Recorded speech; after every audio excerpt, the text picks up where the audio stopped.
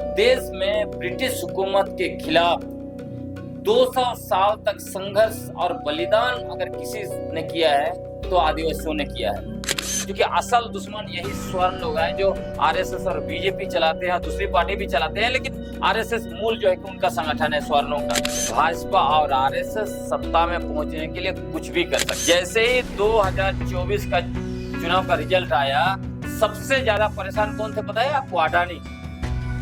क्योंकि अडानी का सबसे ज्यादा नजर झारखंड पर है कि सत्ता में जाने के लिए, समाज में नफरत फैलाकर लोगों का वोट लेने के लिए कुछ भी नैरेटिव बनाते रहते हैं। आप डीजे की बात कर रहे हैं, आज हमारे आदिवासियों को समझना होगा। मैंने उनको ये नगर पालिका चुनाव के समय में भी कहा। साथियों, सलाम, नमस्ते, सत श्री अकाल और जय भीम जोहार। जब से दोस्तों केंद्र सरकार एक योजना लेकर आ रही, योजना क्या है? एक प्लान है, सोची समझी साजिश है, पता नहीं क्या है। ये परत तो खुलेगी इस वीडियो में। वो ये कि परिसीमन होने जा रहा है और इसका सीधा सीधा नुकसान मुझे जो लगता है दोस्तों कि आदिवासियों पर पड़ेगा। झारखंड राज्य जो है बना ही आदिवासियों के लिए, बलिदान दिया आदिवासियों ने, लंबा संघर्ष रहा है, थोड़ा बहुत नहीं रहा। और भी कई समाज के लोग रहे हैं, लेकिन सबकी एंट्री बाद में होती है। आदिवासी समाज झारखंडी अस्मिता, आदिवासी अस्मिता को लेकर आज से नहीं, सदियों पहले से आंदोलनरत रहा है, अपना बलिदान देता रहा है, कुर्बानियां देता रहा है। और इसीलिए झारखंड अलग बना भी। यहाँ की संस्कृति, परंपरा और आदिवासियों का जीवन, कर्म, जल जंगल जमीन, इसके संरक्षण के लिए। और इसीलिए एक रवायत सी चल पड़ी कि यहाँ का मुख्यमंत्री भी आदिवासी हो, और इसीलिए यहाँ उनके लिए सीटें आरक्षित की गई। लेकिन अब जो परिसीमन होने जा रहा है, जैसी लोग तस्वीर बता रहे हैं दोस्तों, बहुत ही भयावह है कि अब यहाँ पूरी डेमोग्राफी चेंज हो जाएगी। दोस्तों क्या होने जा रही है हम समझेंगे। इसे समझने के लिए हमेशा ऐसे व्यक्ति से बात करनी चाहिए जो विशेषज्ञ हो, विषय का जानकार हो। और आप फ्रेम में देख रहे हैं ग्लेडसन डुंगडुंग हमारे बीच है, जिन्होंने कई किताबें लिखी हैं, कई भाषाओं में भी इनकी किताबें आई हैं, कई यूनिवर्सिटी में इनके रिसर्च पेपर पढ़े गए हैं, और ये जमीनी स्तर पर भी उतरकर आदिवासी सवालों को प्रमुखता से उठाते रहते हैं, गांव गांव जन जागरूकता फैलाते हैं। तो ग्लेडसन जी, आपका स्वागत है, जोहार है झारखंडी। पहला सवाल ये है कि एक सवाल मन में आता है, वो ये है कि क्या ये हेमंत सोरेन का अंतिम टर्म होगा? क्या अब यहाँ कोई आदिवासी मुख्यमंत्री नहीं होगा? अगला मुख्यमंत्री ओबीसी का होगा? ऐसे सवाल इसलिए उठ रहे हैं कि परिसीमन की बात सामने आ रही। देखिए, शुरू से इसको अगर आप देखेंगे जी तो जब अलग झारखंड राज्य की मांग की गई थी जी, और उसमें ग्रेटर झारखंड, लेकिन जैसे ही जैसे बंगाल, उड़ीसा, हाँ, जो शासक इस देश में है, हम्म, खासकर स्वर्ण लोग, यहाँ आप देखिएगा पूंजीपति भी वही, देश भी चला रहे हैं वही, नौकरशाही में वही, मीडिया में वही। तो इन लोगों ने जानबूझ के एक षड्यंत्र के तहत आदिवासी इलाकों को अलग अलग राज्यों में बांट दिया। कुछ जिला उड़ीसा में, कुछ छत्तीसगढ़, ऐसे करके, क्योंकि इनको पता था यदि ये ग्रेटर झारखंड बन जाता है तो पूरा का पूरा खनिज संपदा यही है और यहीं पर आदिवासियों की बहुलता है और ये आदिवासी हमेशा शासन में रहेंगे, कभी कोई दूसरा व्यक्ति उस शासन में नहीं जा सकता। इसको तोड़ा। दूसरा, आदिवासियों को धर्म के नाम पर धर्म का चश्मा पहनाकर जो है कि आपस में लड़ाया जी, ये सब करके जो है कि शासन में आ गए। और झारखंड अलग राज्य आंदोलन को भी आप देखिएगा तो ये लोग क्या बोलते थे, यह देश तोड़ने वाला अलगाववादी आंदोलन है। यही इनका जो है कि पूरा नैरेटिव था। आज भी आदिवासी सवाल उठाता है तो उसे नक्सली बोल दो, अर्बन नक्सल बोल दो। बिल्कुल। और मैं ये भी आपको बताता हूँ, झारखंड राज्य आखिर आदिवासी राज्य क्यों कहा जाता है? कहीं तो लिखित नहीं है जी, लेकिन इसलिए कहा जाता है कि अलग राज्य की मांग जी सबसे पहले आदिवासियों ने शुरुआत की। और जब अलग राज्य की मांग का जो आंदोलन को भी आप देखिएगा तो 1940, 50, 60, 70 के दशक तक। नहीं, लेकिन मैं तो अस्मिता की लड़ाई तिलका मांझी और नहीं, सिद्धू वो तो कानू से जोड़ता हूँ। नहीं, वो तो है, लेकिन इसका बात वो मैं- भूमि जो जमीन तैयार की उन लोगों ने। लेकिन मैं अलग झारखंड जी। राज्य की जी। बात कर रहा हूँ। जी। जब अलग झारखंड राज्य की बात आप करेंगे तो वहां पे आपको दिखाई देगा कि 30, 40, 50, 60, 70 के दशक तक, लगभग 5 दशक तक आदिवासियों ने अपने बलबूते अलग राज्य मांग किया और उस आंदोलन को चलाया। और यह आंदोलन मारंग के जयपाल से मुंडा के नेतृत्व में उफान पर था। वो पूरा फेज अब एक देखिए, पार्टी तोड़ डाली गई। मतलब 40, 50 और 60 के दशक तक। 70 के दशक में अगर आप चले जाइएगा तब वहां पे मरंग के जयपाल से मुंडा के बाद कौन थे? झारखंड आंदोलन का सेकेंड फेज एनी होरो और बागुल सुमराय, इनके नेतृत्व में। अब जब झारखंड आंदोलन का तीसरा फेज जब चलता है 80 के दशक में, जब झारखंड मुक्ति मोर्चा का उदय होता है, तब जाके आप देखिए दिशुम गुरु शिबू सोरेन के साथ विनोद बिहारी महतो एक राय आते हैं और वहां पे बड़े पैमाने पर मूलवासी लोग जाके इस आंदोलन का हिस्सा बनते हैं। ये इतिहास है, इसको कोई नकार नहीं सकता। बिल्कुल। और उससे भी पुराना इतिहास आप देखेंगे तो देश में, जैसे जिसका और आशा आपने इशारा किया, देश में ब्रिटिश हुकूमत के खिलाफ 200 साल तक संघर्ष और बलिदान अगर किसी ने किया है तो आदिवासियों ने किया है। और बाकी लोग तो आज अपने को सबसे बड़े देशभक्त बताते हैं, ये आरएसएस और बाकी सारे, ये तो गुलामी कर रहे थे। इतिहास हमें 1857 बताता है, उससे पहले यहाँ संघर्ष था। जैसे ही 1764 में जब मुगलों से जीत जाते हैं ईस्ट इंडिया कंपनी, फिर 65 में दीवानी अधिकार मिलता है, फिर देखिए 1769 में जैसे आदिवासी इलाके में घुसता है ब्रिटिश फोर्स, आदिवासियों का लड़ाई चालू हो जाता है।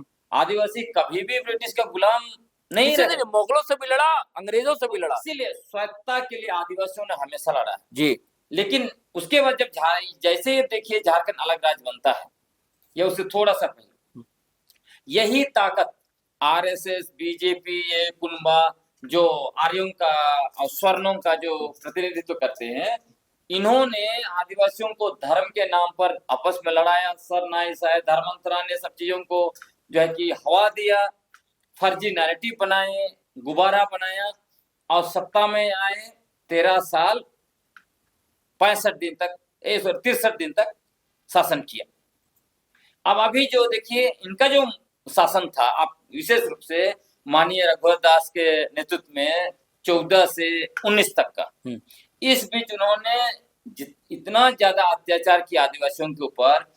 हमारे पारंपरिक ग्राम सभाओं की जमीन को लैंड बैंक में डाला, सरना, मसना, दिसौली जैसे पत्थलगड़ी नहीं करने दिया। नहीं, हाँ, उस पर आ रहे हैं। सरना, मसना, दिसौली जैसा पवित्र जो जगह है, पवित्र स्थलों को लैंड बैंक में डाला। पत्थलगड़ी, मतलब पत्थलगड़ी तो ये यही था कि भाई ये गांव हमारा है, ये इलाका हमारा है, सूचना पट, हाँ, आप पूछ के आइए क्या दिक्कत था। हमारे ये संविधान अधिकार देता है, 5वीं अनुसूची। हमारे पुरखे हमारी आदिवासी पहचान, हमारी जमीन, इलाका और स्वायत्ता के लिए ही लड़े। अब उसी को लेकर पत्थलगड़ी आंदोलन हुआ तो 11,109 लोगों पर देशद्रोह का मुकदमा किया। देश में, आजाद भारत में इतने बड़े पैमाने पर किसी पर देशद्रोह का मुकदमा नहीं हुआ। एक कोनाकुलम में हुआ, वो भी लगभग 9,000 लोगों पर हुआ था। तो सोचिए, और सीएनटी एसपीटी कानून जिसको हम लोग कहते हैं कि हमारे पुरखों के खून से लिखे गए दस्तावेज है, उसको 3 मिनट में बीजेपी सरकार ने विधानसभा में संशोधन किया, मतलब उसमें बहस तक नहीं कराया, है ना। इसी तरह का इतना ये लोग किया, उसकी वजह से आदिवासी इनको बाय बाय कर दिया।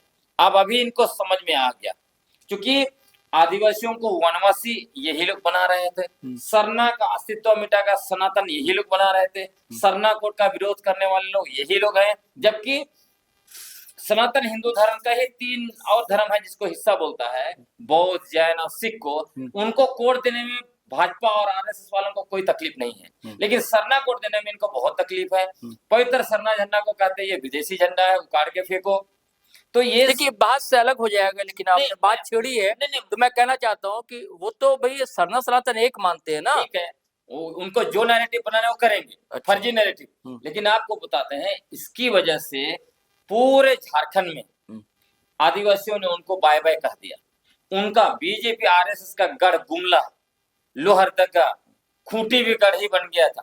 सारे जगह से ये लोग उखड़ गए विगत विधानसभा चुनाव में, लोकसभा चुनाव में। तब इनको लगा कि अब आदिवासी लोग कभी भी जो है कि वापस तो हमें लाएंगे नहीं। और उपचुनाव में आपने देख लिया, पूर्व 5 झारखंड के पूर्व मुख्यमंत्री लगे उस चुनाव में, लेकिन 10,000 वोट और घट गया, घाटशिला। हाँ, घाटशिला में। तब इनको ये समझ में आ गया आदिवासियों के बलबूते तो आप झारखंड के सत्ता में हम लोग नहीं आएंगे।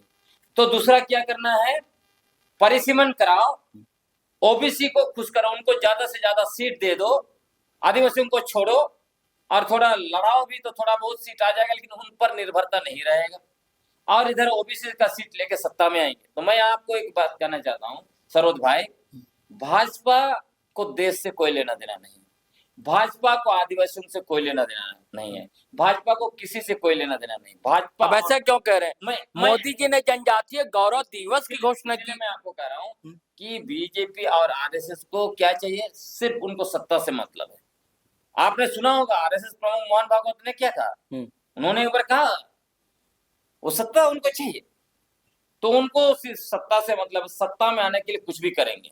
मैं आपको बताता हूं, अभी एक और खबर फैल रही है, जिनको ऑफर मिल रहा है, आदिवासी महिलाएं, वो बता रही हैं कि बीजेपी जो है आदिवासी लड़कियां या महिलाएं जो अच्छी अच्छी दिखती है, कुछ इन्फ्लुएंस है उनका समाज में, ऐसे ऐसे लोगों को पद ऑफर कर रहे हैं, पैसा ऑफर कर क्या रहे हैं। आपका इशारा कि निशा और या निशा कुमारी भगत पर तो नहीं है? मतलब जो सोशल मीडिया में आ रहे हैं उसको मैं बात कर रहा हूं, क्योंकि वो उसी नरेशन पर चलती हैं। हो सकता है, लेकिन जो मैंने पढ़ा है सोशल मीडिया में उसकी बात मैं कह रहा हूँ कि ऐसे खबरें भी फैल रही है कि बीजेपी अपना इलाका में ऐसे ऐसे लोगों को ला के मतलब सत्ता में जाने के लिए वो लोग कुछ भी कर सकते हैं। अभी आपने देखा हो कुछ दिन पहले, देखिए निशाना तो गई भी थी ना सभा, संघ के आप सभा। ये देख लीजिए कि जैसे ही आपका रामनवमी से पहले रामनवमी आया, जब डीजे का मसला आया, वो भी माननीय सुप्रीम कोर्ट के आदेश के आधार पर डीजे नहीं बजना चाहिए, इससे बहुत ज्यादा मुश्किल होता है, मौत हो गई। हाँ, इसको लेके बीजेपी ने फिर से हो हंगामा किया था। आपने देखा विधानसभा में भी मतलब बाहर भी बैठ गए डीजे बजेगा। ग्लेडसन जी, मेरा सवाल ये है कि परिसीमन की जो बात आ रही, इससे आरक्षित जो सीटें आदिवासियों के लिए वो घट जाएंगी। और अभी निकाय चुनाव में आपने देखा ओबीसी के लिए एक सर्वे हुआ था ना, ट्रिपल सर्वे जो हुआ था, और ओबीसी के लिए कई सीटें आरक्षित थी। तो यहाँ ओबीसी के लिए मान लीजिए सीटें आरक्षित हो जाएंगी, महिलाओं के आरक्षण की बात चल रही है, वो सीटें आरक्षित हो जाएंगी, और इनकी घट जाएंगी आदिवासियों की। और एक और बात मुझे याद आ रही है, जो आप जो सवाल कह रहे हैं कि भाजपा सत्ता के लिए, कुछ महीने पहले की बात है कि निशिकांत दुबे जो गोड्डा से सांसद है भाजपा के, उन्होंने मांग रखी थी सदन में कि क्यों नहीं सेंट्रल टेरिटरी जिसे कहा जाता है केंद्र शासित प्रदेश, संथाल को काट लिया जाए, बंगाल के कुछ जिले काट लिए जाए, मुर्शिदाबाद और मालदा, और कुछ जिले बंगाल के, ये बिहार के काट लिए जाए, और आरोप ये कि बांग्लादेशी घुसपैठिए है। जबकि मुझे तो लगता है कि झारखंड को ही काटने की बात, और फिर अब इधर लगता है उसमें कामयाब नहीं हो पाए, तो क्या ये लेकर आए एक दूसरा तुरुप का पत्ता। देखिए, जिनका आप नाम लिए, बल्कि ये पूरा कुनबा जी, ये लोग माफीवीर है, माफीवीरों को कुनबा है, इनके पुरखे माफीवीर है। ये तो सब सावरकर के वंशज है ना, आपको पता ही होगा सावरकर जिन्होंने अंग्रेजों से माफी मांगा। ये माफी की बात नहीं है, मैं तो कह रहा हूँ संथाल को केंद्र शासित प्रदेश बनाने की बात, माफी की बात यहाँ कहाँ आ रही है? नहीं, इसीलिए मैं कह रहा हूँ कि ये लोग जो है माफीवीर और सत्तावीर, हाँ, तो इनको सत्ता में, इसलिए मैं कह रहा हूँ कि अभी फिलहाल ही आपने देखा होगा कि सत्ता में जाने के लिए, समाज में नफरत फैलाकर लोगों का वोट लेने के लिए कुछ भी नैरेटिव बनाते रहते। जैसे आप डीजे की बात कर रहे थे, हाँ, तो उसी का हिस्सा ये सब है। और नुकसान हुआ, बच्चे मरे, अपने लोग मरे, माताएं मरी। इसीलिए मैं निरंतर बात करता हूँ कि इन लोगों से सावधान रहने की जरूरत है। आदिवासियों को सबसे ज्यादा सावधान रहने की जरूरत है। अभी देखिए डीजे पर जैसे आपने कहा हवा इन्होंने दिया, लेकिन जो बच्चे का कान का झिल्ली जो फट गया, क्या ये लोग उसको लेंगे पूरा जीवन? एक माँ की मौत हो गई, ना, एक बुजुर्ग की उसके मौत हो अलावा गई। जो लोग मारे गए उनके परिवार या फिर जो मारने वाले वो भी तो जेल में चले गए। तो ये सिर्फ आग लगाने वाले लोग हैं, तो इसलिए इनको समझना नहीं होगा। नहीं, वो किसी ने मारने की बात नहीं है, डीजे की आवाज से मौत हुई है तो नहीं, उसके वो भी उसकी हुआ, बात कर रहा हूं। वो भी हुआ प्लस मरने से भी हुआ। हाँ, क्योंकि एक इसका दोषी कौन है? एक व्यक्ति ने पुलिस ने गढ़वा में डीजे जब्त कर लिया, वो डीजे दोषी थोड़ी है, उसको उकसाने वाले दोषी एक हुए व्यक्ति, ना। मैं आपको बता रहा हूँ कि डीजे में बैठा उसको एक ने टोका और आके उसको छुरा मार दिया। हाँ, तो इसीलिए मैं कह रहा हूँ कि सबसे बड़ा जो कार्रवाई होनी चाहिए तो इन लोगों पर होना चाहिए जो लोग नफरत फैलाते, आग लगाते। अब हम लोग मूल विषय पर फिर वापस आते हैं। आपको मैं बताता हूँ, ये अनुसूचित क्षेत्र है। अनुसूचित क्षेत्र में परिसीमन बिल्कुल नहीं होना चाहिए। अनुसूचित क्षेत्र का निर्माण जनसंख्या के आधार पर नहीं हुआ है। मैं बताता हूँ आपको, 1874 का शेड्यूल डिस्ट्रिक्ट ये एक्ट देख लीजिए। उसके बाद ये जो अनुसूचित क्षेत्र बनाया गया संविधान में आया, क्यों आया? अंग्रेजों ने 1899 में गवर्नमेंट ऑफ इंडिया एक्ट बनाया, उसमें अलग क्षेत्र रखा। 1919 में गवर्नमेंट ऑफ इंडिया एक्ट लाया, उसमें भी अलग रखा। उसके बाद 1935 में आखिरी जो भारत सरकार अधिनियम लाया, उसमें भी एक्सक्लूडेड और पार्शियली एक्सक्लूडेड एरिया रखा, और उसी को जो है कि संविधान में 5वीं और 6वीं अनुसूची लाया गया। ये यहाँ पे कहीं भी जनसंख्या का आधार नहीं था। 1961 में ढेबर कमीशन ने पहली बार कहा जब नए क्षेत्र बनेंगे वहां जनसंख्या एक पैरामीटर होगा। तो जो क्षेत्र जनसंख्या के आधार पर बना ही नहीं और उस क्षेत्र में बड़े पैमाने पर बाहरी जनसंख्या को जो है कि पंप किया गया यहाँ पर, और अभी उसी जनसंख्या को जो है हमारी राजनीतिक अधिकार दी जा रही है, ये तो आदिवासियों के साथ घोर अन्याय है। इसलिए मैं कहता हूँ अनुसूचित क्षेत्र में लोकसभा तो ये रुकेगा कैसे? आप जो कह रहे नहीं हो सकता, सरकार करने जा रही है। आप सुन लीजिए, अनुसूचित क्षेत्र में लोकसभा, विधानसभा और स्थानीय निकाय का चुनाव में प्रतिनिधित्व बिल्कुल भी जनसंख्या के आधार पर नहीं दिया जाना चाहिए। यह आदिवासियों के साथ घोर अन्याय है। अब सिंपल सोचिए, यहाँ बैठे हैं, अभी हम लोग 4 लोग हैं, मान लीजिए हम लोग और जो है कि 20 लोग आते हैं, उनको जगह दे दिया। कल को वो बोलेंगे कि इस घर में जो है कि चूंकि हमारी जनसंख्या ज्यादा है, हम निर्णय लेंगे, हम जो है कि डिसीजन मेकिंग पोस्ट में बैठेंगे। ये हमारे साथ अन्याय नहीं है क्या? ये भारी अन्याय है। तो रांची देखिए, रांची जो है ये अनुसूचित क्षेत्र है। यहाँ का लोकसभा जनरल कर दिया इन लोगों ने, यहाँ का 3 में 2 विधानसभा जनरल एक एससी को दे दिया। जमशेदपुर अनुसूचित क्षेत्र है, लोकसभा जनरल, 2 विधानसभा, दोनों जनरल। अब तो और होगा ना। और सुन लीजिए, उसमें से एक बिहार का आदमी चुनाव जीतता है, एक छत्तीसगढ़ का आदमी चुनाव जीतता है। अरे दादा, आप तो मान भी रहे हैं, मैं तो यही कह रहा हूं, तो और होने जा रहा है। इसीलिए तो कह रहा है कि ये जो है कि घोर अन्याय है। आदिवासी लोग इसके खिलाफ उलगुलान शुरू करेंगे। जैसे ही होगा आप देखिएगा ना, आपको याद होगा इससे पहले भी एक बार परिसीमन की बात हुई थी, उस समय में भी आदिवासियों ने बड़े पैमाने पर प्रतिक्रिया किया था, उसके बाद में वो रुका था। आप अनुसूचित क्षेत्र में आप सोचिए ना, यहाँ आके आदिवासी इलाके में यहाँ का जमीन सब कुछ जो है कि सीएनटी एक्ट, एसपीटी एक्ट का वायलेशन करके आप जो है कि जमीन ले रहे हैं, अपार्टमेंट बना रहा है, स्कूल कॉलेज बिल्डिंग सब बना रहा है। अब हमारी राजनीतिक शक्ति यहाँ अभी जो निकाय चुनाव हुआ उसमें भी देखिए, असंवैधानिक तरीके से संविधान का अनुच्छेद 243 ZC1 जो नगर निकाय चुनाव, नगर पालिका की स्थापना पर मना करता अनुसूचित क्षेत्र में, लेकिन उसको उल्लंघन करते हुए लोगों ने चुनाव कराया। रांची का देखिए, मेयर पद भी पिछले बार बोल रहे थे कि एससी को देंगे, बड़ा विवाद हुआ, वो रुक गया। लेकिन 53 वार्ड है, 53 में से आदिवासी के लिए कितना बच गया? सिर्फ 12 वार्ड। अभी अगर 4 चुनाव के बाद की तस्वीर देखिए, क्या एक भी वार्ड बचेगा हमारा? लेकिन इस बार आदिवासी जीत कर आए, जो भी आया दूसरे जनरल वार्ड से भी जीत कर आए, ठीक है, वो अलग बात है। लेकिन आरक्षण आप कितना दे रहे हैं? जबकि यहाँ पे 100। और आपको बताता हूँ, ये जो निकाय जो है, संविधान का अनुच्छेद 243 ZC3 के तहत मेसा जैसा कानून बनना था। पार्लियामेंट में 2001 में वहां पे आया बिल, फिर स्टैंडिंग कमेटी में गया, स्टैंडिंग कमेटी ने वापस कर दिया।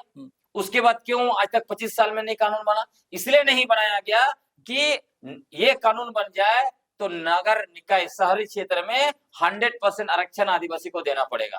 53 जो है कि वार्ड है, 53 में आदिवासी को देना पड़ेगा। इसीलिए इन्होंने ये किया है। इसलिए मैं कह रहा हूँ ये अन्याय है, ये नहीं होना चाहिए। आप सोचिए ना, इसके बाद में अभी से 50-60-100 साल के बाद एक भी लोकसभा सीट आदिवासी का नहीं होगा, एक भी जो है कि विधानसभा नहीं होगा। मतलब सोचिए, मतलब ये सोचने वाली बात है। होगा आदिवासी इलाके में अपेक्षाकृत सीटों की संख्या कम हो जाएगी। नहीं, अभी देखिए 81 सीट पे आप क्या कीजिए, 81 विधानसभा सीट है ना, 120 से 125 होने जा रही है। लोकसभा की 14 है, ये 16 होने जा रही है।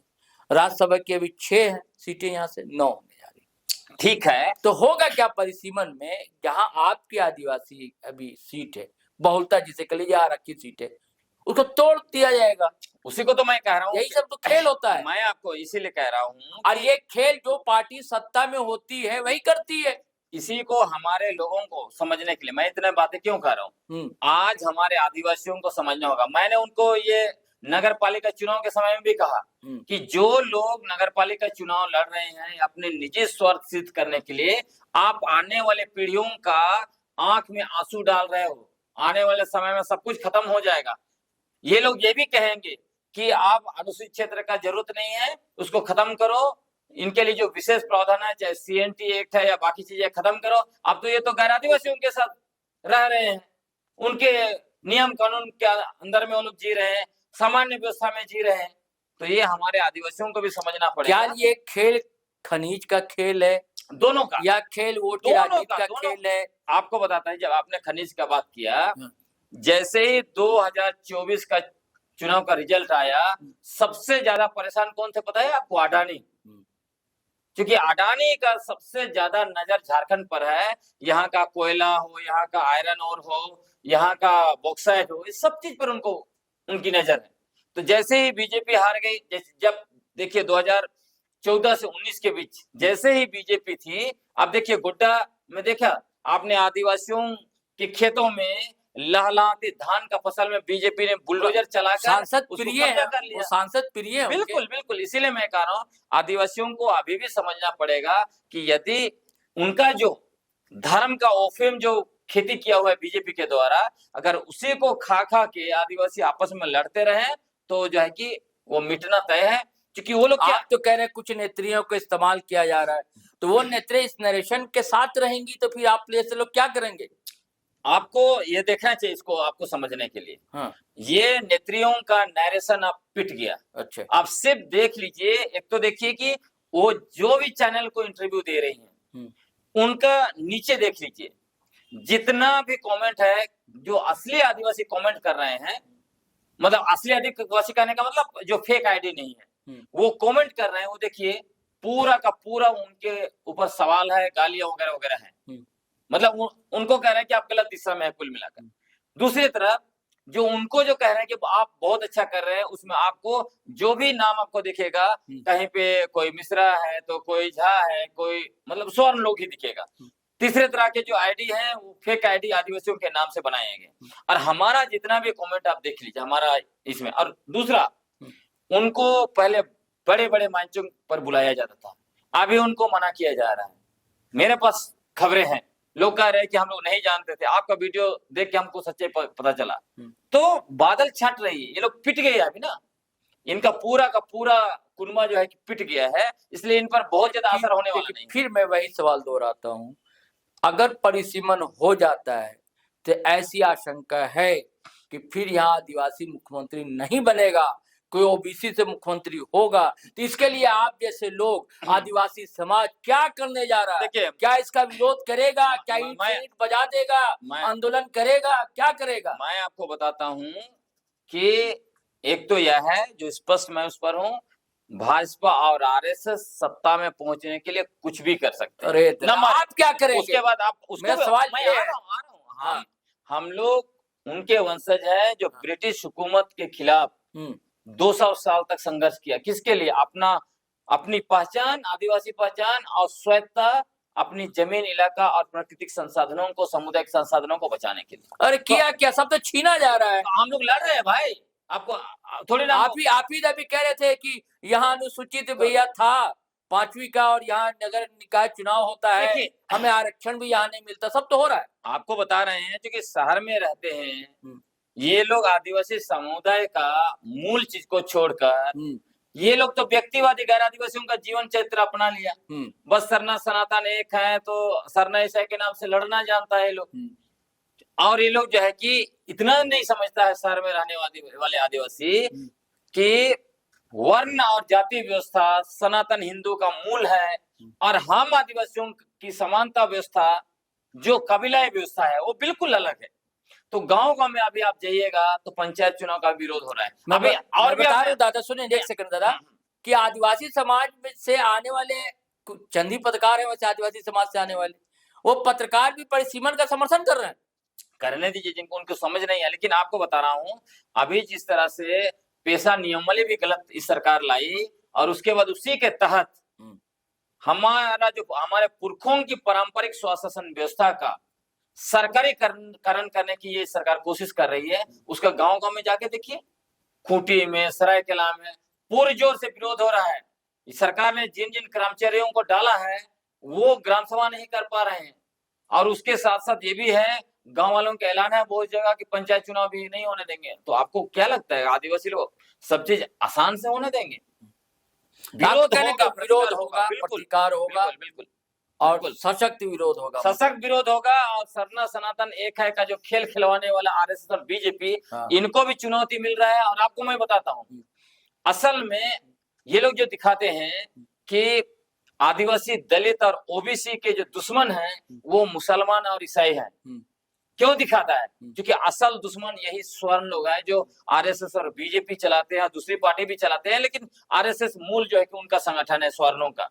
अब ये लोग को पता है कि ये यूजीसी रेगुलेशन जो आया ना, उसके बाद जिस तरह से ओबीसी, दलित और आदिवासी युवा हर यूनिवर्सिटी में जो है कि एग्रेसिव है इसके खिलाफ में, तब उनको लग रहा है कि यदि यही चीज पूरे देश में हो जाता है तो 15% स्वर्ण जो 85% आदिवासी, दलित और ओबीसी पर जो शासन चला रहे हैं ये खत्म हो जाएगा। इसीलिए बार बार ये दिखाते हैं कि तुम्हारा दुश्मन ईसाई है, तुम्हारा दुश्मन मुसलमान है। आगे भी ये नैरेटिव सब बनाते रहेंगे, लेकिन निश्चित तौर पर मैं आखिरी बात ये कहूंगा कि अनुसूचित क्षेत्र का आधार जनसंख्या नहीं है, इसलिए यहाँ पर परिसीमन करना, यहाँ पर लोकसभा में, विधानसभा में और स्थानीय निकाय कहीं भी जनसंख्या के आधार पर प्रतिनिधित्व देना आदिवासियों के साथ घोर अन्याय है, घोर अपमान है। इसको आदिवासी लोग स्वीकार नहीं करेंगे, ईंट से ईंट बजा देगा। बिल्कुल साथियों, यह अन्याय जो है, नाइंसाफी जो है, कतई बर्दाश्त नहीं की जाएगी। आदिवासी समाज के डीएनए में जो है संघर्ष है, रिवोल्ट है, विद्रोह है, प्रतिकार है। और उसी अंदाज में जैसे धरती आबा ने लड़ाई लड़ी थी, उलगुलान होगा और ईंट से ईंट बजा दी जाएगी, ये कहना है ग्लेडसन डुंगडुंग का। दादा जोहार, आपका स्वागत, शुक्रिया। तो चलिए साथियों, आज्ञा दीजिए, इजाजत दीजिए, फिर हम नए वीडियो के साथ हाजिर रहेंगे। और आपने हमारा चैनल सब्सक्राइब नहीं किया तो कर लीजिए, फेसबुक पर भी आए, फॉलो करने पेज हमारा। वीडियो हमेशा की तरह ये वीडियो तो जरूरी दोस्तों, तथ्य होते हैं, तर्क होता है इनके पास, जो लेकर आते हैं पिटारे से कई तर्कश निकलते हैं। आपको जख्मी भी किए होंगे, ऐसी बात नहीं, आप तिलमिला भी रहे होंगे, हो सकता है कि कुछ बोले नहीं, कमेंट करें तो मर्यादा बची रहे भाषा की, ये ध्यान रखिएगा। और वीडियो हमेशा की तरह धड़ाधड़ फटाफट खटाखट शेयर कीजिए, लाइक कीजिए, कमेंट कीजिए। आज्ञा दीजिए, इजाजत दीजिए। जय हिंद, जय भारत।